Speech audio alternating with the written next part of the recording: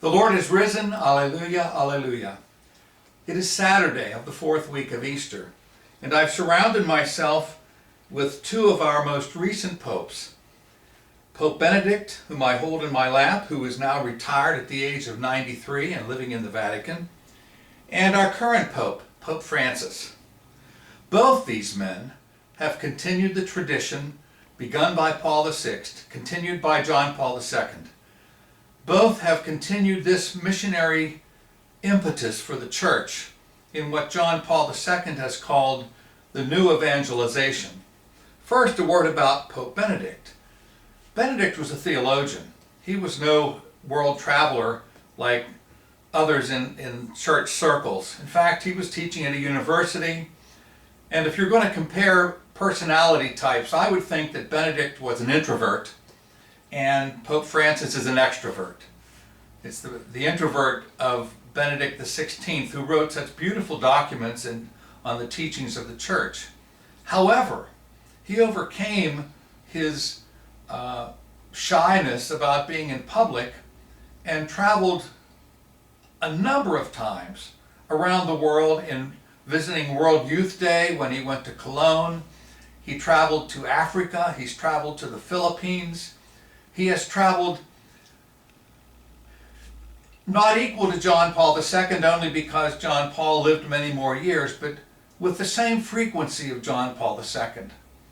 So Pope Benedict, the great theologian of the Church, also knew that it was important to be a missionary, to be one sent by Christ to bring the gospel to the ends of the world. So I'm so grateful that Benedict could join us today. And our current Holy Father, Pope Francis, who is we just love the man. In fact, I had a Presbyterian minister say, I wish we had a pope like Francis. We are blessed as a church to have religious leaders that so much embody the mission spirit of Christ. And that certainly is true of Pope Francis, carrying on the tradition of all the popes back to the time of John the 23rd. Pope Francis is a globetrotter. He is everywhere. I was looking up the list of places he's been. Much like Benedict, he would go to World Youth Days. And he went to the one in Brazil. And if you remember that famous gathering on Copacabana Beach, where 3.5 million pilgrims had Mass with him on that beach. Unbelievable. When he was there at this World Youth Day, he urged pilgrims not to be part-time Christians, but to lead full, meaningful lives. Francis carries on the tradition of St. Paul, who we continue to hear about in the first reading during this time of the Easter season, about his missionary journeys. He traveled, let me just give you some names. He traveled to South Korea, he traveled to Albania, to France, to Turkey. When he went to Turkey, he had the opportunity to visit what was fundamentally a Muslim country. And it was there that he met with the Muslim leaders. Again, the spirit of ecumenism filled the heart of Pope Francis. He was also one who visited the Philippines.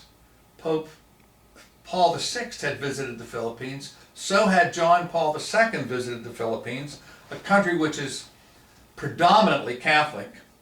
And when he visited the Philippines, Pope Francis, records show that that's the largest papal event in history, when in Manila there were between 5 and 7 million people attending his final Mass. Put your mind around that one. 5 to 7 million people. The largest papal event in history. It even exceeded World Youth Day that John Paul II had in 1995. Pope Francis has gone to Kenya, to Cuba, to Armenia, to Poland, to Sweden, to Egypt, to Portugal. He's come to the United States, and we loved his visit when he came.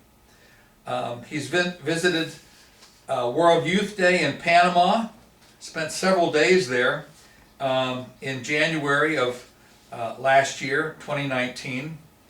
And even though he's 83 and you'd think he'd be slowing down, in looking at the internet, I find that he's got more trips planned. He's planning in 2020 to go to Indonesia, planning to go to East Timor, to Papua New Guinea. And in 2023, he's really scheduling out ahead. He's planning to go to Portugal. Why all this travel? Because it is important to get the message of the gospel to all the world. And these powerful, charismatic figures certainly have a way of touching hearts, especially Benedict and, all current popes.